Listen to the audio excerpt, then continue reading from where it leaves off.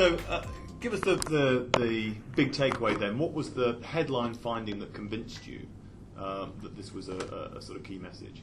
I think the answer to that is business has changed, and in actual fact, that rate of change, no one's great surprise, has accelerated. In particular, progressively, organizations that used to make or do everything themselves have started a journey of doing less and less directly themselves, using their suppliers instead.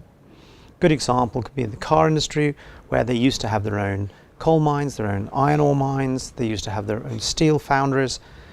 Nowadays, they buy their seats in, their electronics in, the audio equipment, the tires, in fact many of the components they buy in, and they're all assembled in one go.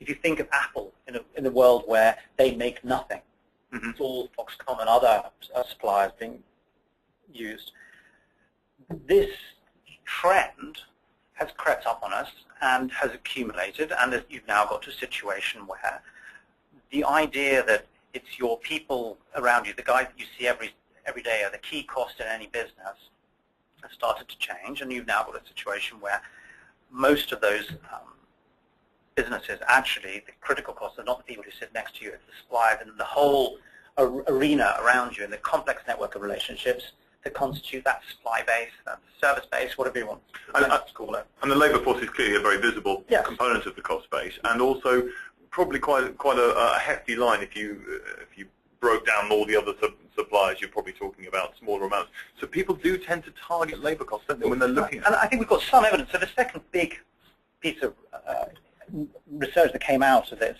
is one that would probably correspond with your own personal experiences, which is that when you read about cost cutting in the papers, what you read about is that 1,000 heads have been cut here, or that some bank is getting 2,000 heads there. And we've seen a lot of this recently in terms of the city, in London and the UK. Well, that actually corresponds to this research which showed that between 2009 and 2011 in the FTSE 350, actually, they've taken about a sixth out of their labour costs, which has gone down from 15.7 to 12.9% of the their revenues are going on their people.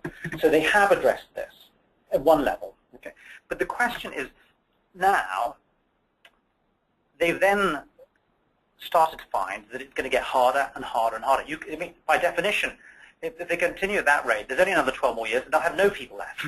Okay? Right, yeah. That cannot be the case. But so we've got to start saying, well, this is going to tail off. It probably has dramatically tailed off. But by definition, there's only another 12.9% that could be done. So if you're going to start to want to make dramatic changes to your business, you've got to look elsewhere.